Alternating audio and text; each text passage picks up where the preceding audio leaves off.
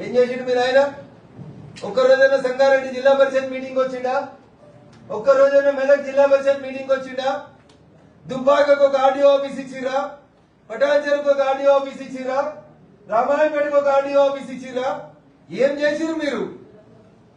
మీ కుటుంబం బాగుపడేందుకు, మీ సొంత ఆస్తులు పెంచుకోవడం కోసం మీరు పాలసీలు కట్టుకోవడానికి పనిచేసింది తప్ప మేమంతా ఒళ్ళు ఉందని చేసుకొని తెచ్చినాం తెలంగాణ.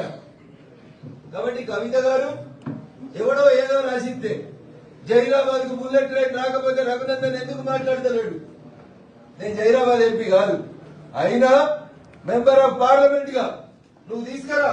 మొదటి డిపిఆర్ లో జైరాబాద్ కు బుల్లెట్ ట్రైన్ ఉందని మాట్లాడినావు కదా అబద్దాలు. నువ్వు తీసుకురా కాగితం, బుల్లెట్ ట్రైన్ నేను మంజూరు చేసుకొస్తా. ఎన్నడన్నా భారత ప్రభుత్వం జైరాబాద్ కు బుల్లెట్ ట్రైన్ ఇస్తానని ఎవరైనా ప్రకటించిన ప్రకటన ఉంటే తీసుకురా, తప్పకుండా జైరాబాద్ కు బుల్లెట్ ట్రైన్ రఘునందన్ రావు తెస్తాడు.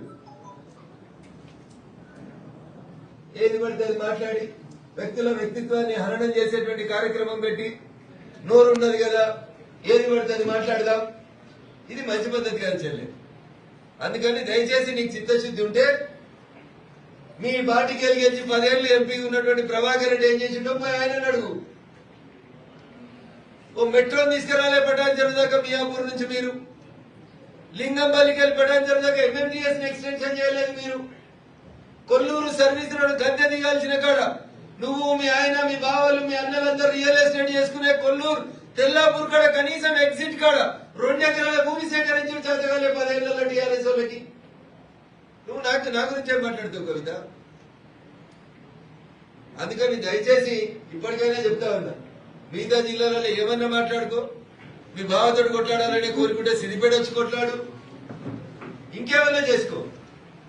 కానీ రఘునందన్ తోటి కావాలని గొడవ పెట్టుకుంటామంటే చెప్పు. తెల్లాపూర్ తెలంగాణపురం ఎందుకు కాలే చెప్పు.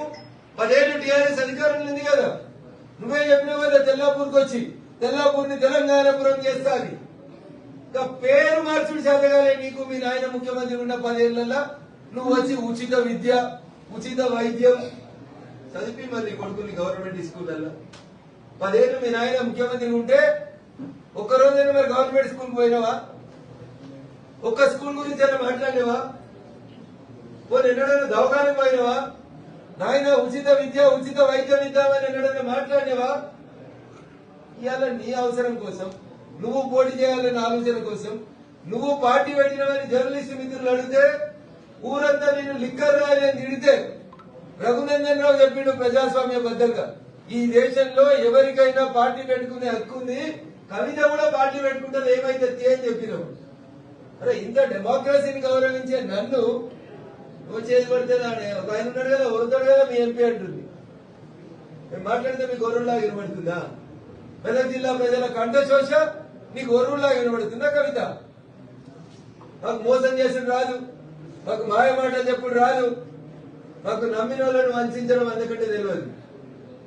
ఇవన్నీ ఏమైనా తెలిస్తే టీఆర్ఎస్ పార్టీ పెట్టిన వాళ్ళకి తెలుస్తాయి, టీఆర్ఎస్ పార్టీని బీఆర్ఎస్ గా మార్చిన వాళ్ళకి తెలుస్తాయి, నాయన తోటి హెలికాప్టర్లో తిరిగిన వాళ్ళకి తెలుస్తాయి, రోజా ఇంటికి పోయి రొయ్యల పులుసు తిరిగిన వాళ్ళకి తెలుస్తాయి, సినిమా ఇండస్ట్రీని బెదిరించి పైసలు తీసుకున్న వాళ్ళకి తెలుస్తాయి, సినిమాలు ఆడనీయమని బ్లాక్ మెయిల్ చేసిన వాళ్ళకి తెలుస్తాయి.